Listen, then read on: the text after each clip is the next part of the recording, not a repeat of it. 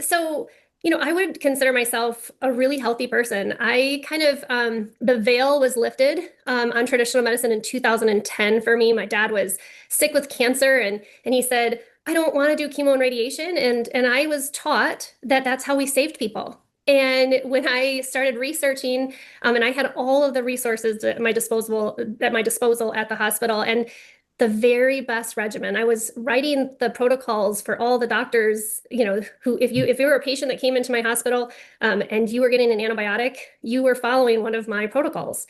So I was bossy. I am bossy. Ask my husband. And so I thought I'll just find a protocol for you. And the very best regimen I could find offered a 17-day improvement in survival. And for me, it was an aha moment, and one that like changed everything about the way I thought about what I knew. And so I started researching everything. I'm a bit of a researchaholic. And Oh, so, really? true story. And so, when I started looking at some of the things that I believed to be true that I had been taught, I felt really betrayed by traditional medicine. So fast forward to 2022, my family we were very healthy minded. We take our vitamins, we eat healthy, we eat good, we exercise, we're all very physically fit. I thought I was doing everything I possibly could for our health. And in September of 2022, our youngest child was 11. Her name's Elena, and she had just a freak accident and ended up with a traumatic brain injury. She was at her lesson barn. We ride horses, and she got hit in the face by one of the horses. The horse spooked and reared back, hit her in the face, hooked her braces on its halter, and threw her into a steel Oh pipe my. rail. Ooh. Yeah. And in a blink of an eye, everything changed, not only for Elena, but for us too. Our perfect little girl, became a special needs student. She lost her memory. She lost her personality. She went really just, she had terrible noise sensitivity. She had her vestibular system was damaged. So vision, balance. I mean, she couldn't even stand on one foot. With her eyes open, she'd tip right over. Wow. 2 feet on the floor and her eyes closed, she'd tip over.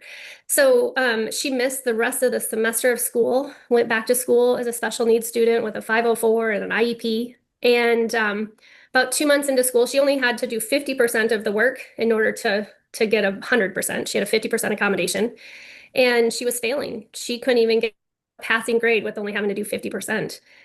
And my neighbor, so all of you out there, they're like, oh, I couldn't possibly share this with anyone. My neighbor called me, said, hey, I think I found something that you should look at. And I said, well, send it to me. And she had told me she had had great results with her daughter. I could go on forever with her story, but she'd had great results with her child. And so I thought, well, send it to me. And she sends it. And I realized she'd sent me like 5 text messages. I ignored all of them.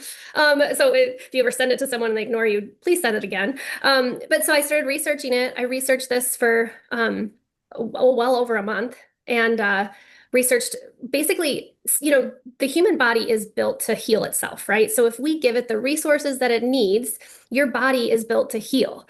And so just like if you break a bone, we put a cast on it so you don't move it, and your body does all the work most of the time. My son just had foot surgery because he fell off a roof. Uh, Anyway, the surgeon had to pin things back together. But that's all he did is put the pins in place, hold it straight, and his body is going to do the rest. Well, the same thing, whether it's your heart or your lungs or your kidneys or your bad knee or your bad back or your brain, like Elena's case.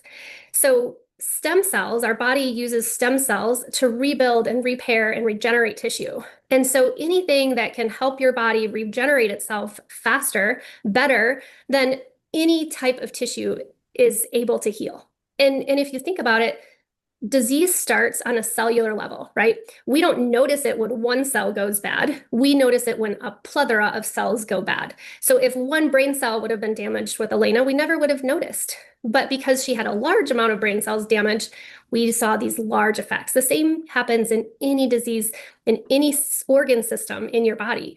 So when you have that collection of cells that are no longer functioning like they're supposed to, whether they're in your heart or in your knee, we start experiencing symptoms that bring us to the doctor to look for help.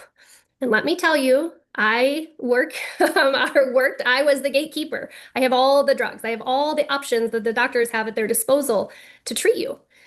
And I have a question. You asked three great questions at the beginning of this. I have a question. My question is that if your prescription worked, why do you need a refill? Right? You need that medication for the rest of your life. Are we really fixing anything, or are we just putting a band-aid on it and pretending that it's not there? Right?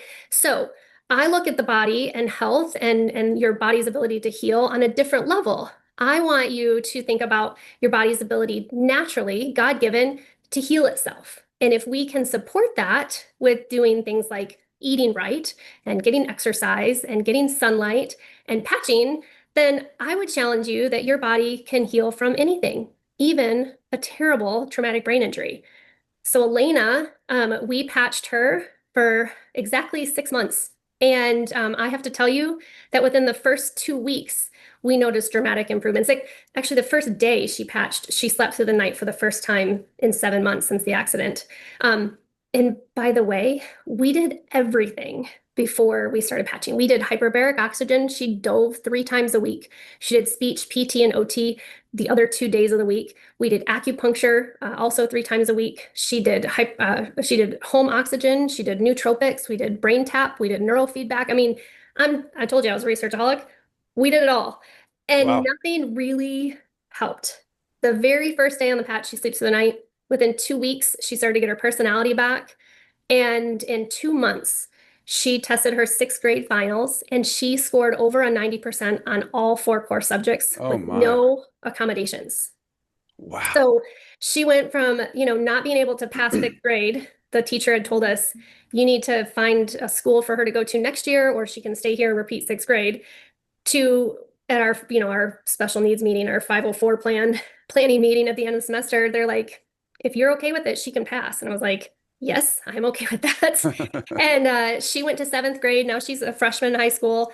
She's a rodeo queen. She rides really fast. And she has made straight A's in all honors classes ever since. So Oh my.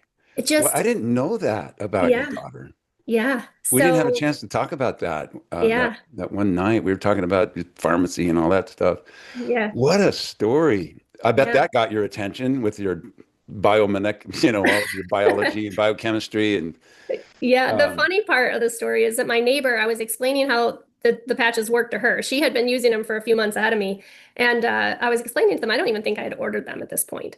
And I was explaining how they work to her and what I thought Elena needed. And she's like, oh, you're going to be so good at this. She's like, you're going to help so many people. I go, oh, no, absolutely not. I don't do that. I have I have a real job. Like, I'm not doing that.